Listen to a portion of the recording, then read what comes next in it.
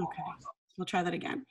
So good morning, everybody. Thank you for joining our EdCamp session this morning. It's on providing AT service during remote learning. I am Leslie DiChiara, and I am here today. We're going to talk a little bit about, so I'm going to introduce myself very quickly. I am a former elementary school teacher for 14 years. I'm currently an assistive technology and instructional technology specialist in the same district that I taught in. I absolutely love my job. I loved being a classroom teacher, and I love doing what I'm doing now. I have certifications as an EPIC ambassador, CISA ambassador, a little shameless plug for myself about an assistive technology blog, and that's my Twitter handle. So enough about me, clearly. We're going to talk a little bit today about how we're continuing the AT service while we're on remote learning. And I found this quote. I thought I would share it with you, and maybe this would help to kick off a little bit of our conversation today, as this is an EdCamp, so it is really about open discussion and dialoguing and hearing from you guys about what's going on and how you're handling the remote service of assistive technology during this pandemic.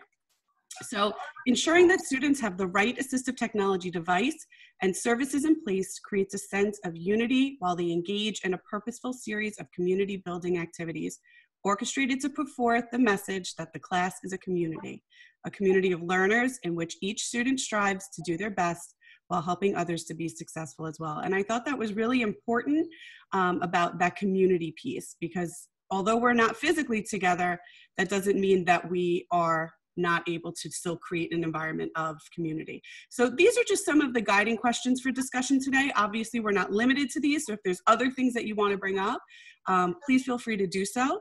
So I kind of want to pose the first question to you guys and ask, how are you, or how are we as a group ensuring that our students still feel a sense of community while remote learning? So please feel free to jump in, unmute yourselves, and let's get that dialogue flowing today. So anybody want to kind of speak on that?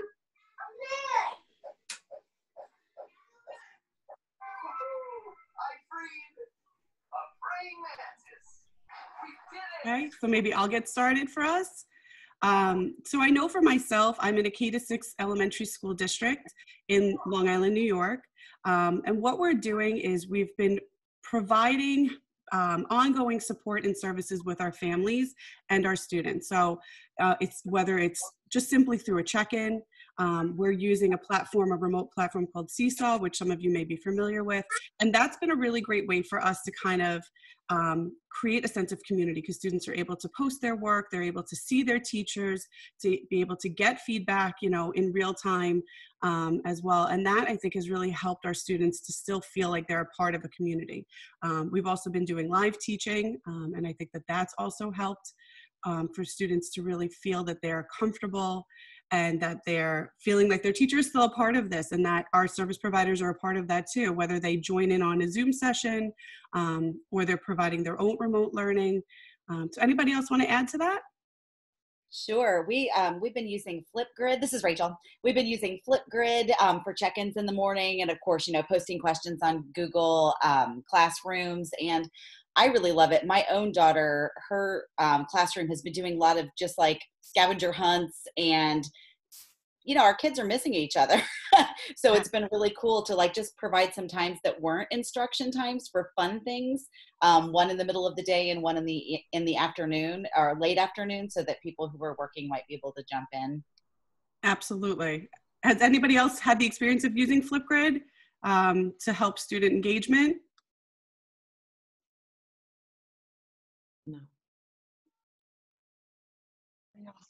No.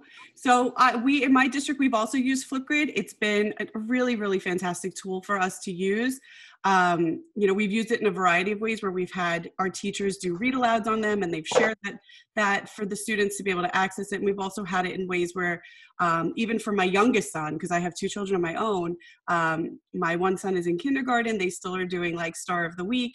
And so they're going on and they're still being able to share, what they feel that their friend in their class is a star for, and being able to provide that information. And it's helped to bridge that gap and allow students to still feel that sense of community. So Rachel, that's a really good tool to make mention of as well. So how are we supporting our families and students? So I'm kind of going to jump around on this, and we can always come back, but let's talk a little bit about how we're doing that. What does that look like? are you guys providing office hours? You know, are you doing this through email? So anybody have any ideas of how they've been doing this in your districts or through your organizations that you're working for? How are you supporting the families and the students? This is Anne Marie. I'm in a out of district placement, public school placement, and we have very severe population. So it's been quite the challenge for us. We are doing all live instruction. Our teachers, our aides, and I'm a speech therapist. So our speech and OTs are all doing live instructions with the families. And that's been a great support, but also it's been very overwhelming for the families also. So it's been quite the challenge to be supportive for the family as well as not overwhelm them at the same time. Absolutely. And I think you bring up a good point, and hopefully somebody else can jump in on this too, but I think a lot of our families, I mean, I'm a parent myself, and I know that there's a certain sense of feeling overwhelmed. How do I manage all of this? How do we balance, you know, and then we're talking about students that need, you know, additional supports, not just standardized curriculum, but they need, whether it's the assistive technology or modifications of work. So, you know, that's definitely a challenge, is supporting our families. Anybody else want to weigh in on that? This is Rachel from South Carolina. We have been doing remote sessions with Google Meet, and for in classroom instruction, they've been using Google Classroom. But we've been supporting our families with individual assistive technology sessions, whether it's on the phone or with the Google Meet, to help maybe some of the challenges that might pop up for those using assistive tech. And also some of the successes and challenges, I'll speak to that. We had for example, a parent with a disability. So Google Classroom is great, but when you are blind, what are the supports that we can offer to help that parent be successful with helping their child? So we had some instances like that where we were really able to help out and make sure that everyone had access to technology, even parents. Yeah, I think that that's extremely important to understand that, you know, it's not just our children that we're trying to support, but now these are families. You know, we're throwing our parents into this role that they were not necessarily designed to do. You know, for us, you know, we've come from an educational or a role in terms of being able to support students, but not every parent comes from that way. So it's thinking about that. And I know in my own district, that's a lot of what we're hearing back, is that there's a little bit of a sense of feeling overwhelmed. You know, like, where do I do this? How do I do this? I don't understand the tools. Is anybody doing office hours and providing that for your families or your students? No. So this is, oh, Sorry. Go ahead. so this is, Go ahead. this is Tiffany Zaug, and I'm from Iowa, and I am doing open office hours for families, and it is through, I cover an area education agency, so I cover 4,000 square miles in the districts in between, so I do have open office hours, and we do Zooms and emails to try to help cover. I have driven equipment out to families and school districts just to make sure we can get things covered, but it is definitely a trying time, especially for our students with more significant needs in regards to accessing the Google Classroom, and even having the confidentiality of parents for accessing Google accounts for kids, and seeing the whole confidentiality and special education has been a big concern. So that's what I'm doing. Yeah, absolutely. We've been doing office hours too, and a lot of it is an ongoing, either through email, or we've also been doing Zoom sessions. And I've also heard, and somebody brought up too, that they were doing a Zoom session where they were providing office hours, but then it was done with like a waiting room, so that there was one person admitted at a time, so that parents or, you know, community members felt more comfortable coming in and asking questions, which I thought was a really great idea. I hadn't thought of that myself. But I think allowing access to the resources that are there are extremely important, so that people feel that, they understand that they're supported. I know even for the teachers that we're working with, aside from families and students, this is a big learning curve for everybody.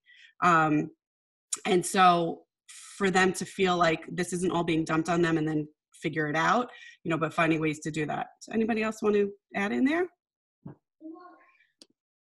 Go ahead, Lisa. Yeah, sorry. This is Lisa. I'm in Merrimack, and I work with a preschool population, and about probably 75% of my caseload is the students are autistic.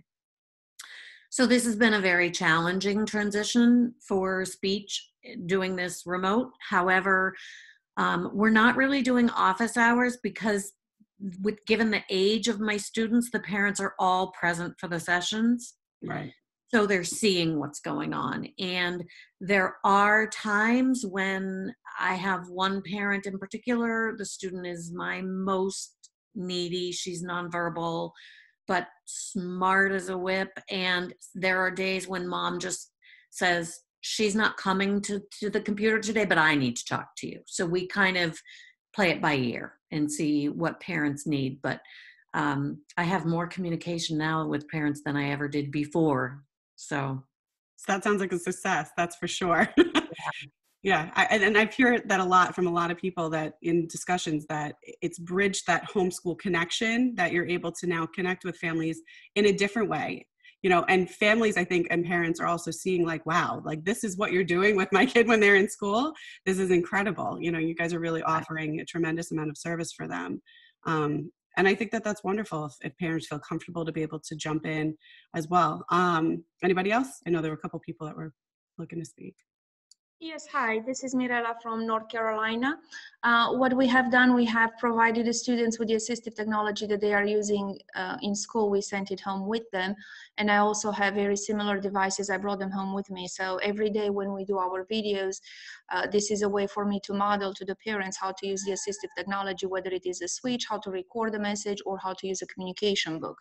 So every day when they watch their videos, they have the opportunity to see how we do it in the classroom. And we also do Zoom meetings and one-on-one direct instruction via Zoom.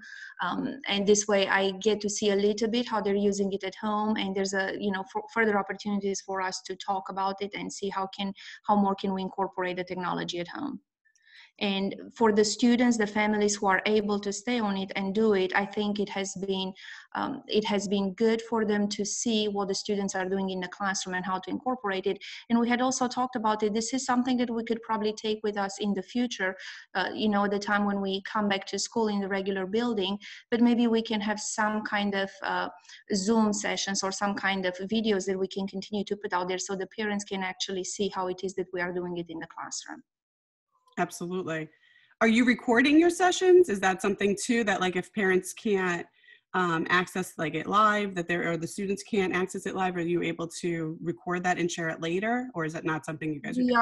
We are not allowed to record the Zoom sessions, but we are also using the Class Dojo as a platform, and this is where we put some of the instructional videos. We put those on there, and there on Class Dojo they can access it at any time. Okay, that's great. Anybody else? This is Rachel and Florence again. We're not recording either, but we are using Screencastify to make videos that parents can access at a later time. Oh, I love Screencastify. It's become one of my favorite go-to tools for sure. Absolutely.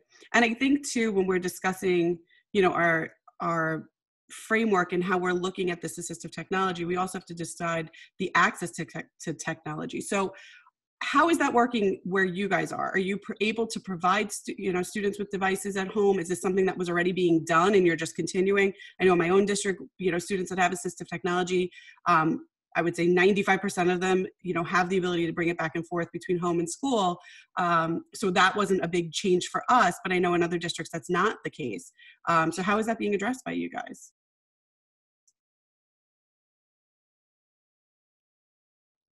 Our students are able, this is Sandy in New Hampshire, our students are able to bring stuff back and forth from home, had been anyways, and then we're just beefing up what they need and getting the different options to them.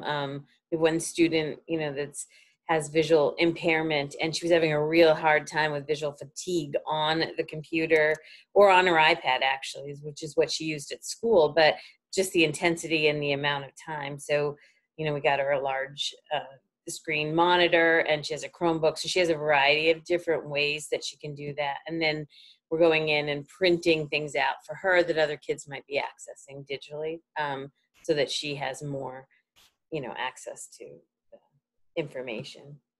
The other thing we've done, I think our paras in our district are still being paid, and so some of them are reading some of the books in the middle high school, the chapters and stuff, and we've had several teachers that are providing that through their Google Classrooms for anyone, through, you know, it's a great UDL that we hadn't had before, that when teachers had said, you know, I think a lot of kids could benefit from this at this time. So it's provided for everyone now, which is great. Absolutely. You know, and I think you touched on something that's really important, that, you know, this is kind of projected that UDL classrooms full throttle. If it hadn't already been incorporated, now it is.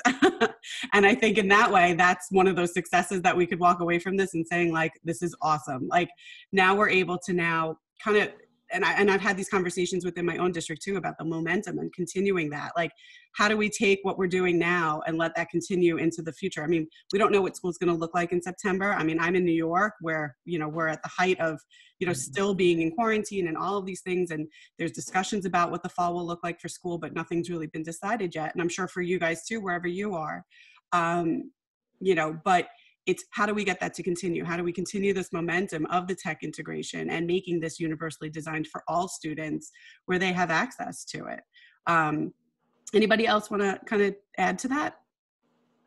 This is Anne-Marie again in New Jersey. Some of my very severe motorically impaired students do not have anything at home. They do not have their switches at home. As you know, we all left very abruptly, and it was school equipment that they were using, not personal equipment that was theirs, that was shared by more, you know, the class and more than one student. So a lot of our students are more motorically impaired students do not have that equipment at home. So it's been very challenging to try to come up with innovative ways to allow them some sort of accessibility with the guidance of their parents. So again, it's been extremely, at least for my district, it's been extremely challenging to reach those students and be able to successfully do this model of teletherapy with those students without the proper equipment. I don't know if anybody has had any success doing anything with those severe students without equipment at home. I'd love to hear about it. Yeah, absolutely. Anybody have anything to add to that? I can tell you, this is Lisa from Merrimack, New Hampshire. I can tell you just from my own perspective, I know, you know, again, I work with a limited population because it's all preschool, and I don't really have any students on devices right now. But I have a student who has a PEX book, and I've helped mom set up the PEX book at home. And we've had to get really creative with other ways to get certain students engaged. So, for example, I have this nonverbal student who just wasn't doing this interaction online.